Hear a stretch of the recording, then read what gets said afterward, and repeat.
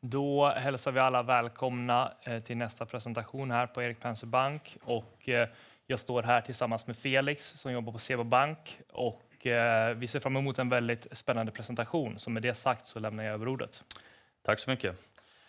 Good morning, everyone. Thank you for joining us, and thank you, Erik Bank, for introducing us and also hosting us. My name is Felix Schleimer. I work for Seba Bank, a Swiss bank domiciled, located down in Zug, which perhaps some of you know is now the crypto valley of Europe.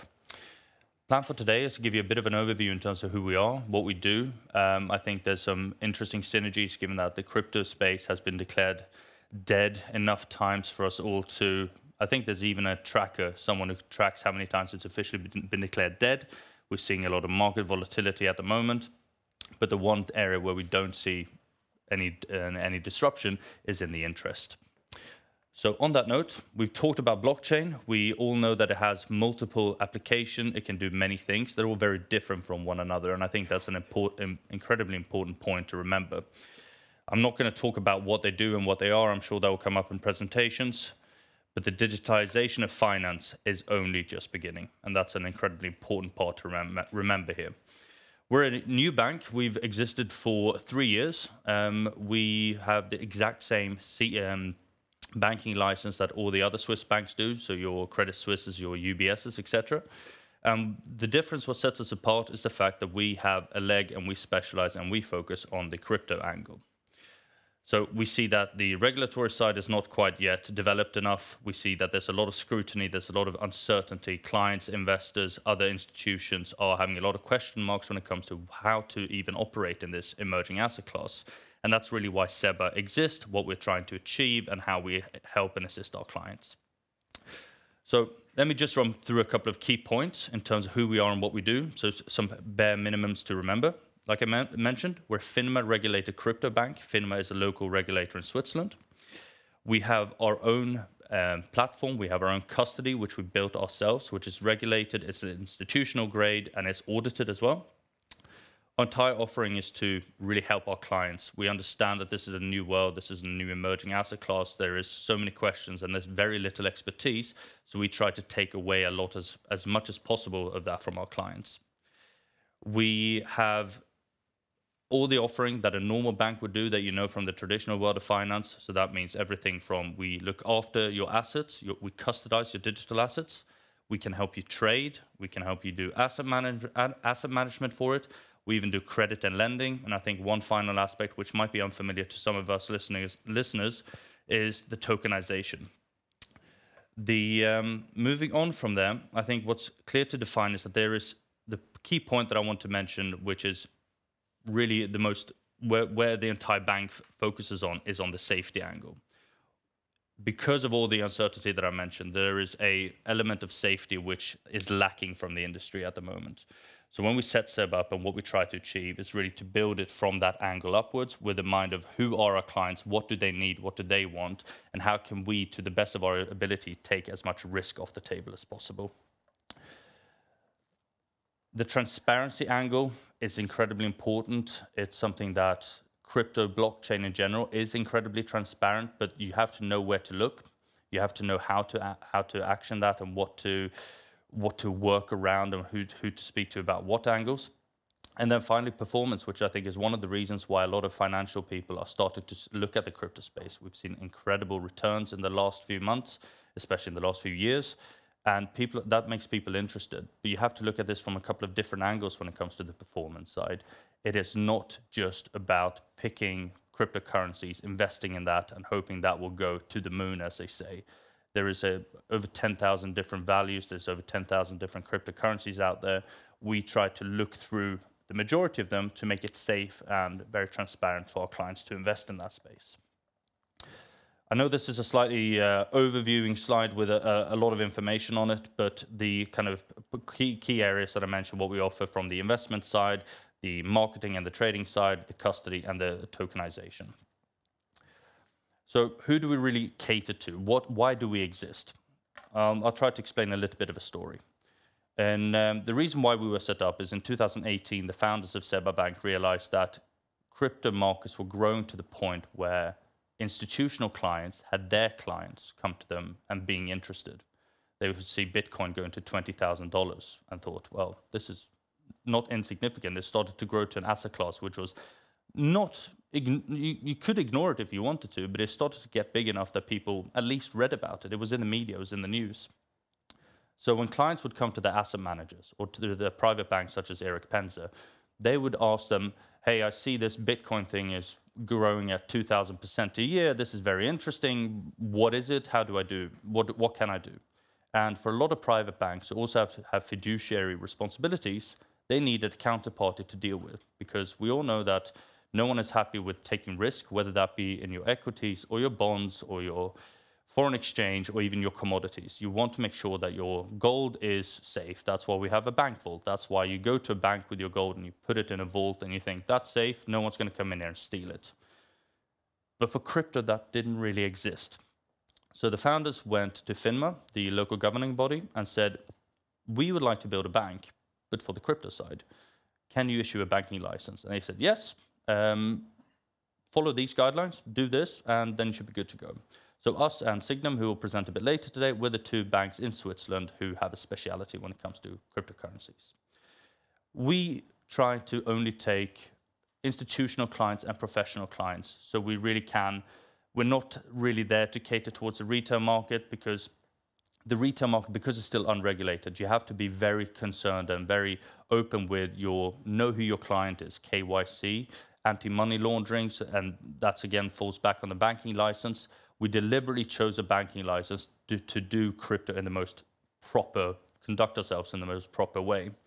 So if you're a wealth manager, if you're an asset manager, if you're a family office and you do work with banks in general and you want to add a bit of crypto to either to your holdings or to your portfolio, or even to just have a trusted partner for it, we can be available and help clients with that.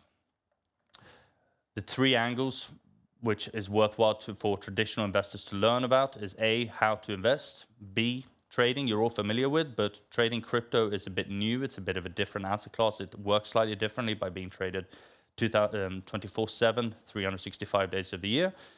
It's a bit tricky to manage that portfolio if you're new to this and you also don't really understand the underlyings for the first time, which leads me to point 3. There's a key element, which is the learning side of things. We have our own research that we conduct at Seba, which is very much for investors, it's for clients to give a bit of an overview in terms of what's happening in the market and the space. But additionally, one point is Sebaversity. It's a play on university, of course, where we try to, it's a non-profit organization that belongs to Seba, but what we try to do here is educate people. One of our investors is Bank Julius Baer. They've been with us since the start for the last 3 years, and they offer crypto to their clients. They can, all of the Julius Baer's clients can book crypto and hold crypto, but they do it through the relationship with Seba Bank that Julius Baer has. But they remain with Julius Baer, but they know that the crypto is with a safe regulated player. But on a result on the back of that, all the relationship managers, all the private bankers at Julius Baer's have come to us to educate themselves on what do you need to know about the crypto space. How can you even answer some of the questions that your clients will ask you? And also, in general, it's a new emerging topic. You should be aware of it, just like you are what's happening on the equity market. There's higher correlation between tech stocks and cryptocurrencies, and you need to understand a little bit why that is. So what can crypto natives, because here's the other fun part of things, it's not just to be there for the traditional financial clients, institutions to come to us and say, we want crypto. There is already a large number of people who've made their wealth and fortune in crypto, but they cannot bank with a traditional provider.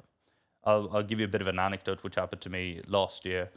I got called in from reception, and our receptionist said, there's a young man here who would like to open a bank account. Can you please come down and have a conversation with him? Walked down, was a man in his 20s. He was not looking like the typical guy who would walk into a bank and ask for a private banking account, but we had a wonderful conversation anyway. His main criteria was, I wish to buy a boat. And I've just come from my usual bank, but they see that I have 4,000 Swiss francs in my account, which A, is not enough to buy a boat, but B, definitely not enough to lend me the cash in order to go and buy a boat, which can cost whatever. And they laughed me out the building and said, get real, you're not, well, we can't offer you this, sorry. and they didn't appreciate the fact that he had $250 million worth of Bitcoin sitting in his account. He was not considered a private banking client because they didn't recognize the asset that he had. So he came to us and he said, I understand you're a crypto bank, can you help me? But I love my Bitcoin, I don't want to sell my Bitcoin to fund the purchase of my boat. I said, okay, fantastic, well, we can lend you fiat, as in Swiss francs, against your Bitcoin as collateral if you wish. Keep your Bitcoin, you can even custodize it here, and this is how I'm going to tie it into what crypto natives can get from us. You still need a safe place. Just like we heard previously, exchanges get hacked. You are at risk. There is basically, if you're not in control of your wallet, your key, as it's called in crypto, you face risks. One of the things we try to do, like I mentioned earlier, is take that risk away. So you can come to us for traditional banking, but leverage and use your cryptos. You can custodize them with us. You can trade with us. We even help some clients who have made a lot of money in crypto, but they have no understanding of financial markets, and maybe they want to diversify a little bit out of an asset class which nearly has 100% volatility, which I completely understand. So you can remain invested, you can diversify your portfolio, but also you have a trusted partner who will help you to do it in the proper banking way, which a lot of regulators, which the government still recognize. Institutional clients, it's a little bit different because what they want is they want products and they want mandates. They want someone to exactly help them with how do I manage crypto? What can I do? What can't I do? Especially, I mean, I'll be honest, a very aggressive family office asset manager, even private individual coming from the traditional world, at the moment will rarely have over 5% exposure towards crypto assets. It's a new asset class, and if it's 5% of your total portfolio, you might not wish to waste 80% of your time looking after 5% allocation. That's where they come to us and ask us, give us a mandate to say, you guys have the capacity, you have the ability, you have the brain power, and you know how to do it in the same way that I typically do it. Can you please run my crypto side for me? The trading and the custody is done in-house. The custody is set up to be as safe as possible. You also trade with a trading desk, which is live 24/7, so institutional businesses can come to us and leverage the fact that we are plugged onto the exchanges, and you still do it in a proper way. And I think this is coming back to a very important point, is who are you trading against? Where do your Bitcoins, your Ether, your Polka Dots come from? Because one of the hardest things is there is illicit activities taking place here, but because it's on the blockchain, it's incredibly transparent. Where did what belong to? Where did it come from? The final point, tokenize, innovate. There's so much development happening in this space. So even if you have new business ideas, new opportunities that come to you and have interesting concepts which they want to develop, but they need a partner to help actually do the development on the blockchain side, we cater to that as well. Wealth managers, it's very similar, but I think the learning aspect is a little bit different here. But I'm not going to repeat myself. But the research is something which I think is very important to touch upon. Research is lacking in this area. Research is constantly changing, it's developing. So what we try to do is bring a little bit of clarity here. And there are 3 publications. And the reason I like to talk about this is I spent the last 5 years of my career in market research, especially on the macro side. So we produce a daily report to give you an overview, because it trades 24/7, to just give you a snapshot, what's happened lately, what do you need to be aware of, what are flows doing, etc. Kind of similar to what you use from the investment banking side. We also do something called the digital investor, which is kind of your straight down the middle. You're trying to invest into cryptos for the first time. What do you need to be aware of and what do you need to know? The bridge tries to bridge you from the traditional world of finance over into the new world of finance. It's more educational and trying to use a lot of the same linguistics and trying to help clients understand, well, what does it mean when the Bitcoin supply chain is changing? Well, let's use some of the same analogies and work around that. The final one is the digital regulator. Regulation is the key topic, which is still not in this space, but it is coming, like we heard in the previous presentation with the European framework, MiCA. The American SEC is also looking closely at this, and I think that is, as soon as we see a bit of a regulatory clarity to this asset class, there will be a big shift in terms of how investors look at it as well. We've done some achievements which I would like to highlight for you. I think what's really important is that we are a startup. We know that, we're aware of that, but nonetheless, we're working very hard on establishing ourselves in this space. Our flagship product, the Seba X, won ETP, that's for exchange traded products, similar to the ETF space, but ETP because that's crypto underlyings. That just won an award. It has a 2.5-year live track record, which is a really easy exchange traded way to how to get exposure to this if you're new in this, but you want to do it in a proper, easy way. It's a certificate that you can buy and sell on the exchange. We won an award for being Digital Startup of the Year in Switzerland, which I think is a fantastic token to the 110 men and women that we are at Seba, that we are working on this, and we're working in many different angles.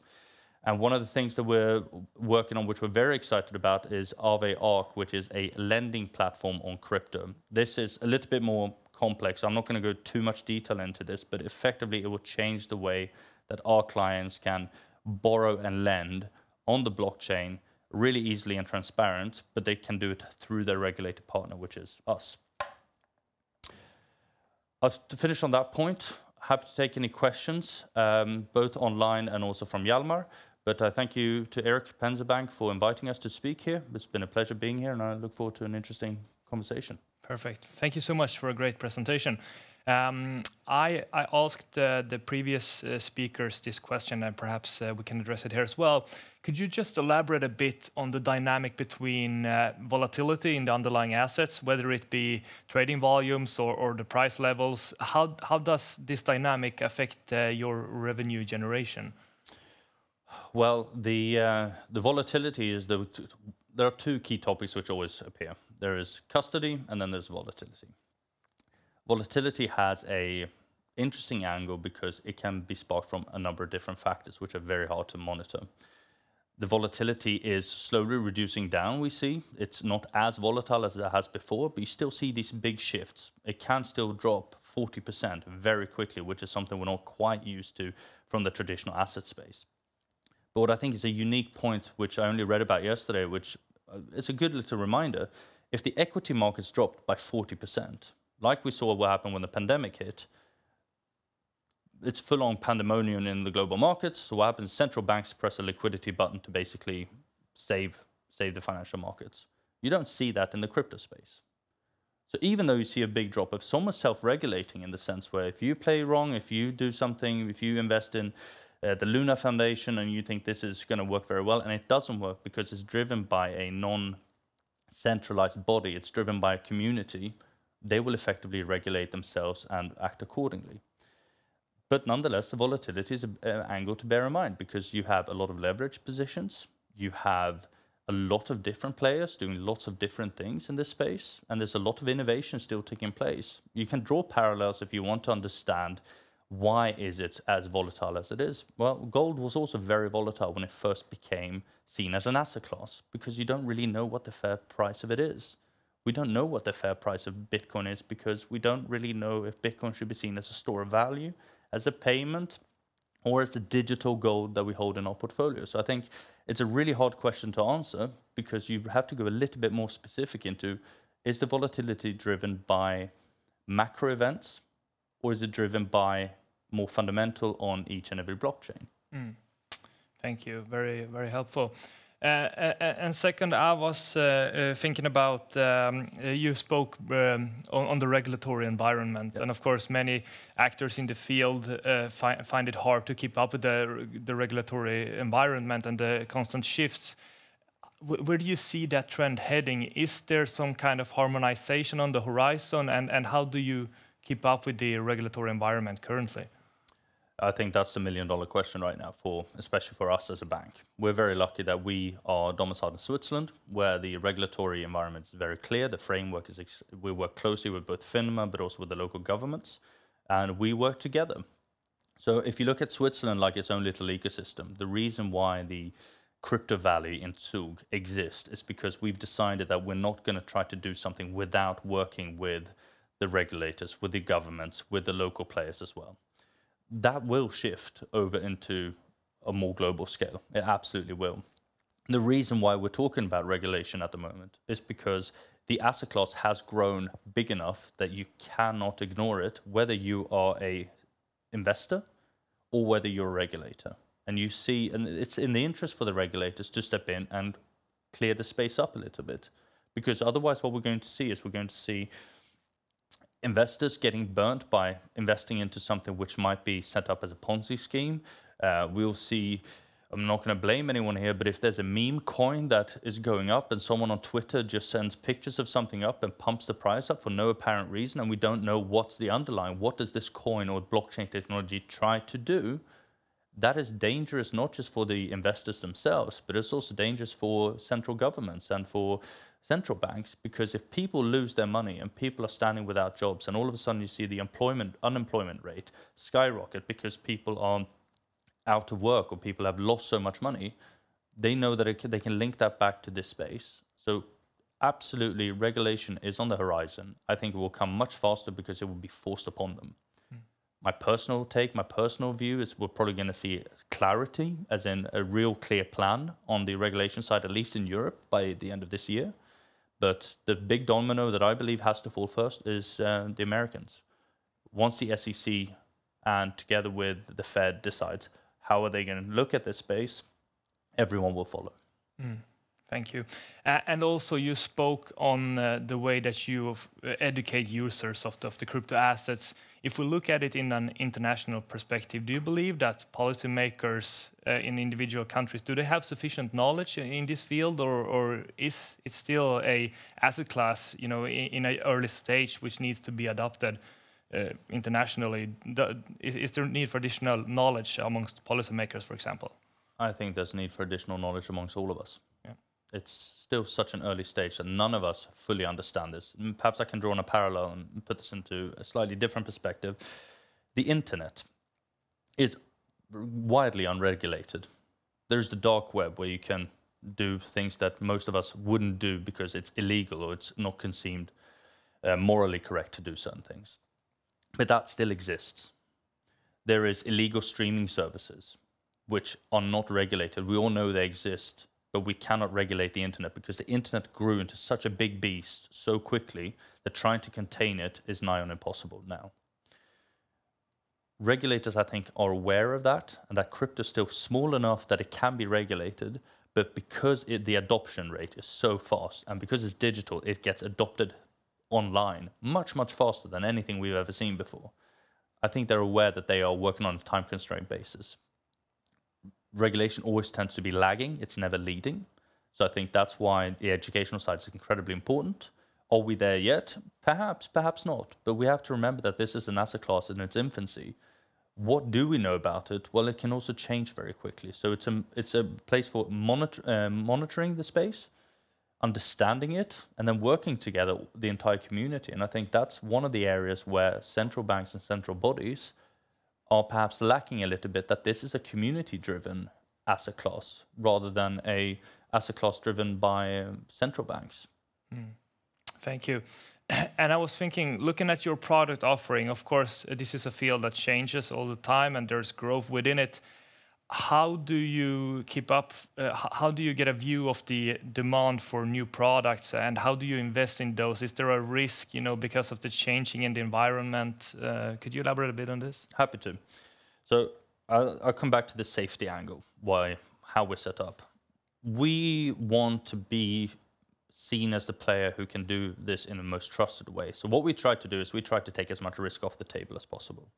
We don't offer clients 10,000 coins and tokens to invest in. We don't open up the doors and say, here's the crypto world, knock yourself out and go loose. We onboard each and every coin and token that we offer, and so we can custodize it, we can trade it, we can build products on it, we can make sure that in good faith we offer it to our clients. That means that we scan and scour the space. We also work very closely with FINMA, what they allow us to do, which coins and tokens they deem we can trade and offer to our clients. But a key problem here is liquidity, for an example.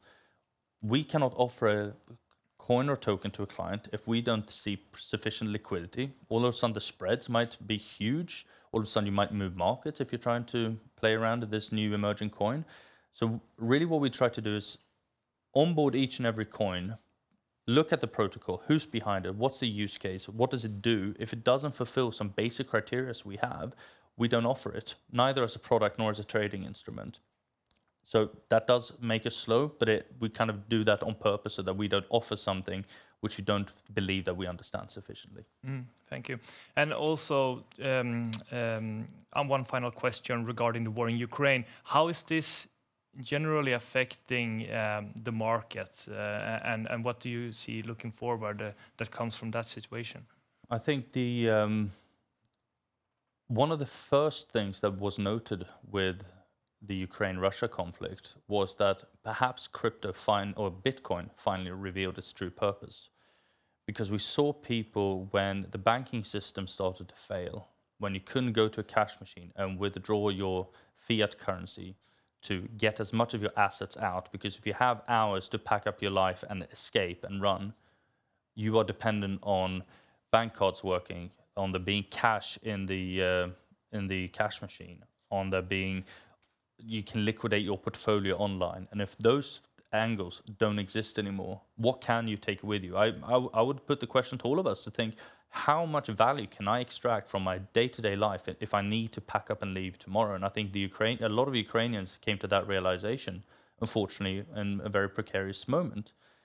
Bitcoin was something that you can take with you because it's borderless. It doesn't matter if I'm in Sweden or Denmark or Norway or the UK. I can take my Bitcoins with me anywhere because they're digital. That was one angle that we saw. So a lot of people all of a sudden converted whatever they could over into cryptocurrencies to take that with them. The second side that we saw is, of course, that there was a concern that there would be more illicit activities, a way to avoid sanctions, for example, by doing it in cryptocurrencies, by trying to pay or work your way around by all of a sudden converting your assets into Bitcoin or making payments like that. I think it's an interesting topic to discuss, because the worst way to conduct yourself is when there's a permanent track record of what you did. So if I try to avoid sanctions, if I know that I am sanctioned for whatever reason, and I then still try to make a payment, and I try to make it on the blockchain, which is an irreversible history which anyone has access to and can check through, it doesn't matter if I get found out there and then, or I get found out 5 years later. You will get found out. So we haven't seen as much illicit activities as perhaps people thought they might have because of the conflict. Nonetheless, we've seen that there's been a bigger interest in the crypto space, because less so because of the sanctions, but more so because they realize that having digital assets is actually very worthwhile. Thank you. Very good presentation, and thank you for joining us today. Pleasure. Thank you for having me.